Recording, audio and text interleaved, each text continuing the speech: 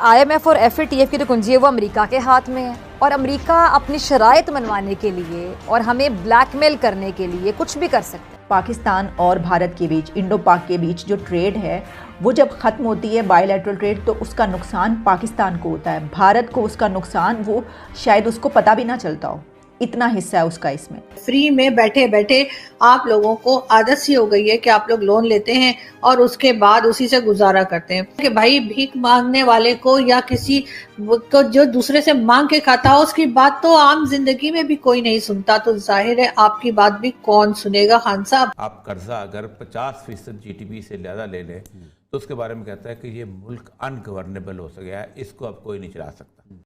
पाकिस्तान आज इस तरह कर्ज के दलदल में फंस गया है कि जो पहले कर्ज लिया था अब वह लौटा पाने की न तो स्थिति में है और न ही कोई दूसरा देश अब पाकिस्तान को कर्ज देने वाला बचा है। यहां तक कि उसका दोस्त चीन भी अब कर्ज देने से मना कर दिया है। अमेरिका ने तो पहले ही अपने हाथ खड़े कर लिए थे। आखिर ऐसा क्यों हुआ, इसको समझने के लिए आइए देखते हैं इस वीडियो का अगला भाग। 90% पाकिस्तान को नुकसान हुआ अपनी एक्सपोर्ट्स में, जो कि पहले एक तो हमारी एक्सपोर्ट्स हम जानती हैं कि कितने थोड़ी सी तो हैं। हम मुकाबला तो करते हैं इंडिया से, हम बांग्लादेश से, बल्कि हम तो सुपर पावर से भी मुकाबला करने पर आ जाते हैं। हम तो कहते हैं कि पूरी दुनिया हमारे सामने चीज़ क्या है। लेकिन ये इस वक्त जो हम बात कर रहे हैं कि पाकिस्तान की ये जो एक बायलैटरल ट्रेड को ख़त्म किया गया भारत और पाकिस्तान के बीच, उसकी वजह से पाकिस्तान की एक्सपोर्ट को 90.4% जो हैं वो कम हुई हैं और नुकसान हुआ है। के दौरान ये बताया गया कि अगर पाकिस्तान मुकम्मल तौर पर चीन के कैंप में शामिल होता है तो उसे अमेरिका और उसके इत्तेहादियों के गुस्से का सामना भी करना पड़ सकता है। इसलिए पाकिस्तान को अमेरिका और चीन से ताल्लुकात में तवाज़ुन बरकरार रखना पड़ेगा। अच्छा, कमेटी को एक सीनियर ओहदेदार ने बताया कि इस वक्त अमेरिका के साथ जो ताल्लुकात हैं वो निचली तरीन सतह पर हैं और अमेरिका और चीन के साथ ताल्लुकात में तवाज़ुन कायम करने की कोशिशें कामयाब होती दिखाई नहीं। ठीक है। अच्छा, ये बात भी दुरुस्त है ना बिगड़ साहब कि IMF और FATF की जो कुंजी है वो अमेरिका के हाथ में है और अमेरिका अपनी शराइत मनवाने के लिए और हमें ब्लैकमेल करने के लिए कुछ भी कर सकता है। भारत की बात सारे कंट्रीज, पूरी दुनिया की कंट्रीज इसलिए सुनती हैं कि भारत पैसे रखता है, भारत के पास पैसा है, उनको भारत से बिजनेस मिलता है। वो भारत के साथ बात करते हैं तो उनको मालूम होता है कि कोई ना कोई चीज, कोई ना कोई प्रोडक्ट जो है वो हमारे यहाँ की बिक जाएगी, या फिर ये कि भारत के यहाँ से कोई ना कोई ऐसा आएगा जो एजुकेशन में बहुत हाईली एजुकेटेड होगा और कुछ ना कुछ काबिल होगा जिसको हम अपने CEO लगा देंगे। 50% ऑफ द GDP आपका लोन हो जाए ना, आप कर्जा अगर 50% GDP से ज़्यादा ले लें तो उसके बारे में कहता है कि ये मुल्क अनगवर्नेबल हो गया है, इसको अब कोई नहीं चला सकता। नवाज शरीफ साहब जब गए थे ना तो 78 पॉइंट कुछ था, अब इस वक्त 83.2 है। अच्छा, अब होता क्या है कि आप कर्ज के घन चक्कर में फंस चुके हैं। 78 का मतलब यह है कि आपने 50 से 28% ज़्यादा क्रॉस करके थी। नॉर्मली होता यह है कि जॉन परकिंस जो है, एक बड़ी खूबसूरत किताब है उसकी, confessions of an economic hitman. जी कई बार हवाला दिया, वो कहता यह है कि हम जब किसी मुल्क को तबाह करना चाहते हैं, उसकी एक और किताब भी आई है, वो भी तकरीबन इसी के है, अमेरिका अ न्यू एम्पायर। हम किसी मुल्क को तबाह करना चाहते हैं तो हम उस मुल्क में जाके लोगों को खुश के साथ उनके ख्वाब दिखाते हैं, कर्जे देते हैं इंफ्रास्ट्रक्चर के।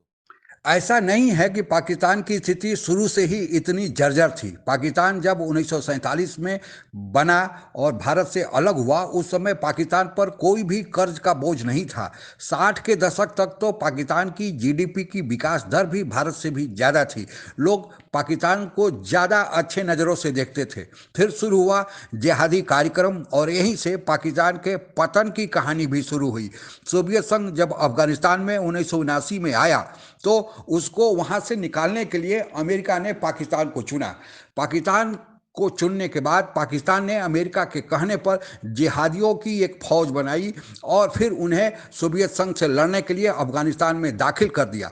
इसके बदले में पाकिस्तान को बड़ी भारी मात्रा में आर्थिक मदद अमेरिका द्वारा मिलता था, लेकिन उस आर्थिक मदद में आधा से ज़्यादा हिस्सा पाकिस्तान के जनरलों और वहाँ के राजनीतिक नेताओं के पेट भरने का काम, उनके जेब में जाने का काम होने लगा।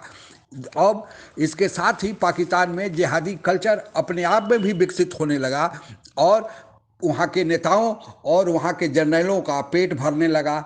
लोग यह समझने लगे पाकिस्तान में जो नेता और जनरल्स थे कि यह स्थिति चलती रहेगी, अफगानिस्तान में जिहाद चलते रहेगा और फिर उनको अमेरिका से पैसा मिलते रहेगा। लेकिन इसका परिणाम यह हुआ कि उन लोगों ने पाकिस्तान में अपना उद्योग धंधा विकसित करने पर ध्यान देना बंद कर दिया, क्योंकि मुफ्त का माल उड़ाने की आदत बन गई थी और जिहादी कल्चर के कारण दूसरे देशों से भी निवेश पाकिस्तान में आना बंद हो गया। लेकिन जब अमेरिका का मकसद अफगानिस्तान में पूरा हुआ तो अमेरिका वहां से निकल गया और फिर जो पाकिस्तान को आर्थिक मदद दे रहा था वह मदद भी बंद हो गया। फिर अब पाकिस्तान जाए तो जाए कहाँ।